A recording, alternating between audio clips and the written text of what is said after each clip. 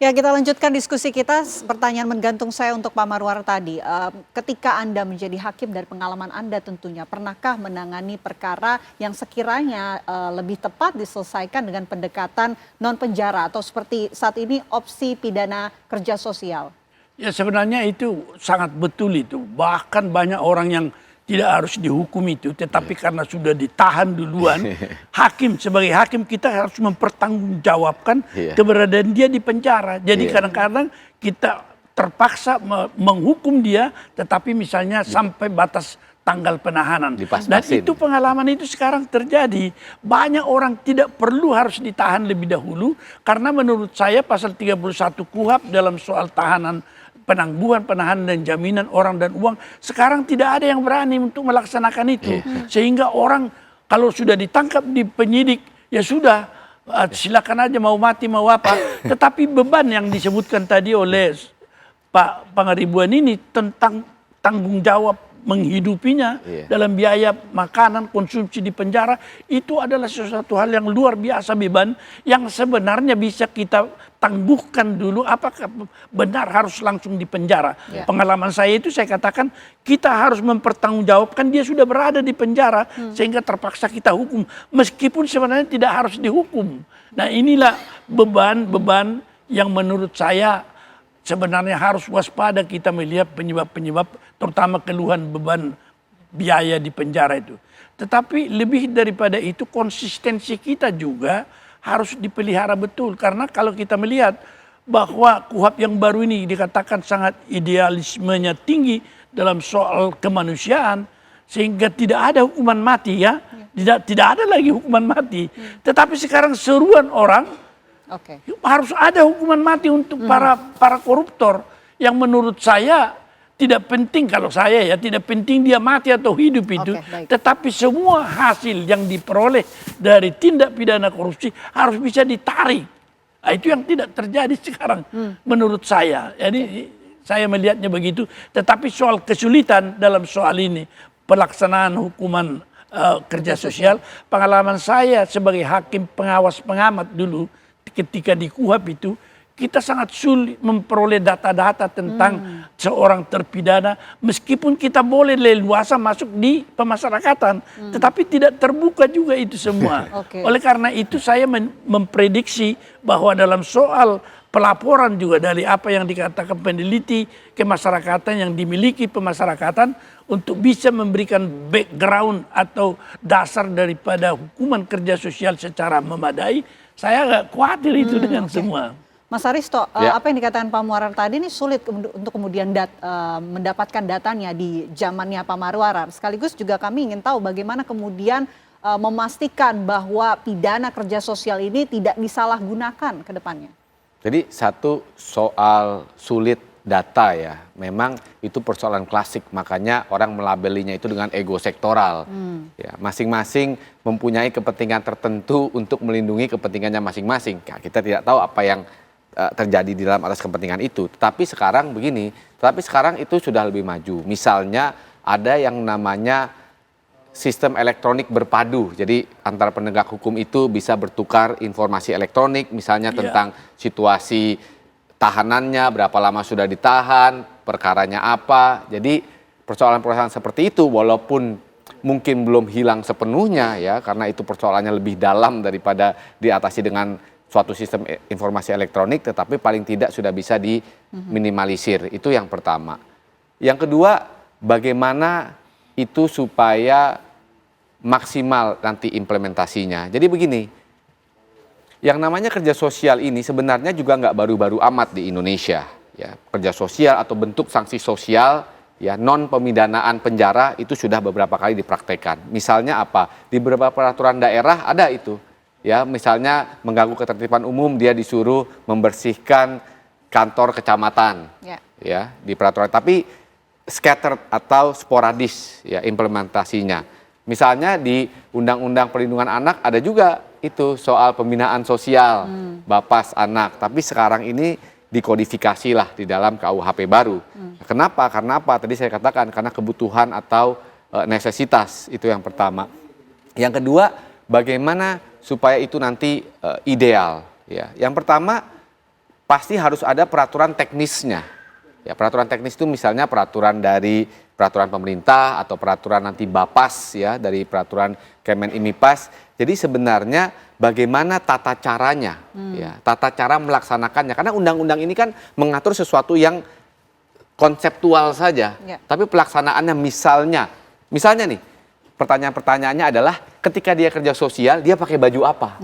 Apakah dia pakai baju Bapas yang dikasih Bapas yang mengindikasikan dia orang terhukum atau dia pakai baju bebas? Karena pertanyaan-pertanyaan ini muncul di negara-negara Eropa.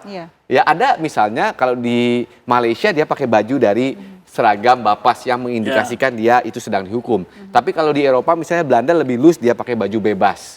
Itu misalnya. Yang kedua, bagaimana sistem absennya misalnya. Karena kenapa saya katakan sistem absen? Karena indikatornya ini adalah jam. 8 sampai 240 jam. Ya, yang ketiga nanti siapa tim penilai akhirnya bahwa jam ini sudah diselesaikan dengan maksimal atau dia hanya kabur-kaburan ya.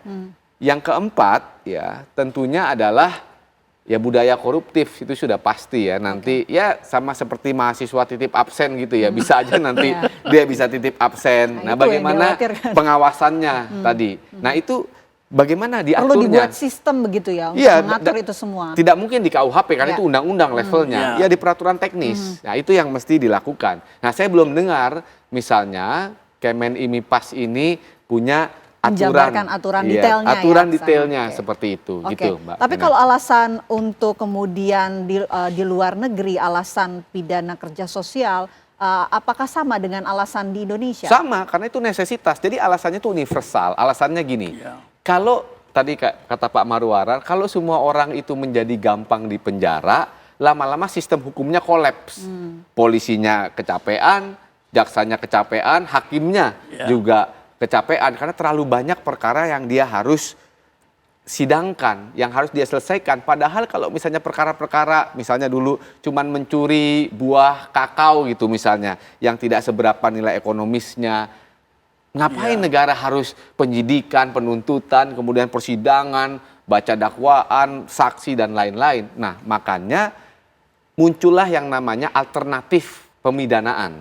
Ya, salah satunya adalah pemidanaan kerja sosial. Nah, yang saya mau kritisi tadi, ya, di dalam desain besar KUHP ini, kalau tadi Pak Marwarar mengatakan ini sangat idealis, kalau saya melihatnya nggak idealis-idealis amat. Kenapa? Karena betul ya tadi pintu keluarnya, instrumen hukumannya diperbanyak, tapi pintu masuknya diperluas. Artinya pintu masuknya diperluas itu dibuat semakin mudah untuk memenjarakan individu. Kenapa? Karena ada pasal-pasal yang muncul kembali ya, yang tadinya di KUHP lama misalnya sudah digugurkan oleh Pak Marwarar zamannya di MK misalnya tentang penghinaan presiden, sekarang muncul lagi. Misalnya muncul lagi soal kohabitasi atau kumpul kebo bisa dipidana. Muncul lagi soal unjuk rasa tanpa izin bisa dipidana. Muncul lagi soal Marxisme, Leninisme menyebarkan itu bisa dipenjara. Jadi pintu masuknya diperluas, pintu keluarnya juga diperluas. Nah, apakah itu sesuai nanti kalau memang necesitasnya adalah backlogs atau perkara yang terlalu banyak, gitu Mbak Vena. Pak Marwarar, tadi kan Mas Aristo menjelaskan soal petunjuk teknis. Kalau menurut Anda petunjuk teknis dalam pidana kerja sosial ini harusnya seperti apa? Ya saya kira adalah kesepakatan terutama juga di dalam jenis-jenis pekerjaan sosial apa yang cocok dengan orang yang terpidana itu misalnya sudah harus ada kriterianya yang disusun lebih dahulu dari peraturan teknis tadi apakah itu peraturan Menteri Kehakiman kah atau bagaimana itu? Kalau tidak ada satu pola yang bisa membuat efektif itu. Kalau kita melihat di pengalaman kita yang lalu lah, bagaimana sebenarnya kita dengan kondisi pengadilan yang perkaranya sangat katakanlah sangat besar begitu dan tugas mereka itu para hakim itu kalau diukur sekarang adalah bagaimana penyelesaian perkara-perkara tunggakan itu, maka kalau dia disibukkan dengan seperti ini pekerjaan untuk menentukan, menjatuhkan hukuman pekerjaan sosial ini dengan data-data yang harus diperoleh dengan rinci, maka itu bagi hakim menurut saya ini sekarang kita harus melakukan lagi restrukturisasi dari seluruh peradilan itu sehingga misalnya perkara itu bisa menjadi tidak terlalu banyak. Kalau dalam keadaan sekarang, wah itu kan sepertinya kerja rodi mereka itu melakukan penyelesaian perkara itu sepertinya dikejar terus dengan time frame yang sudah diukur dan kemudian juga perkara yang masuk itu seperti bak, tetapi karena tidak ada restrukturisasi, semua perkara boleh masuk di situ, tetapi semua perkara itu juga sampai ke tingkat banding kasasi semua itu rata. Padahal ini harus kita ukur sebenarnya banyak yang tidak usah banding, tidak usah kasasi, sehingga mereka memiliki waktu untuk memutus perkara dengan pekerjaan sosial seperti ini. Inilah yang menjadi pesimisme saya kalau apalagi di kota-kota besar. Dengan Jakarta, Medan, itu dahsyat sekali jumlah perkara. Jadi mereka itu tidak akan tutup mata juga untuk melihat data-data, laporan tentang ini untuk menentukan pekerja sosial itu. Oke. Mas Aristo, singkat saja rekomendasi Anda ke depannya agar sistem ini berjalan dengan lancar apa? Yang pertama tadi peraturan teknis, betul ya, peraturan teknis satu sesederhana misalnya pekerjaan apa yang cocok tuh betul sekali ya karena kategori kategori pekerjaannya apa yang cocok ya walaupun memang di undang-undang sudah dikatakan misalnya contohnya diberikan contoh membersihkan rumah sakit ya panti lansia, panti asuh dan lain-lain tapi kan perlu ya pekerjaan-pekerjaan apa yang mungkin dan tempat-tempat apa misalnya yang memungkinkan karena tempat itu harus juga mempunyai sistem itu yang pertama. Yang kedua tadi juga kemudian apakah misalnya seragamnya dia ini apa? Dia pakai baju bebas atau tidak? Karena itu melihat apakah ini sedang dihukum di sanksi sosial atau tidak. Itu kan soal paradigmanya. Yang ketiga soal pengawasannya bagaimana, sistem pengawasannya. Nah itu harus ada di peraturan-peraturan teknis. Karena jangan sampai ini menjadi ruang negosiasi baru.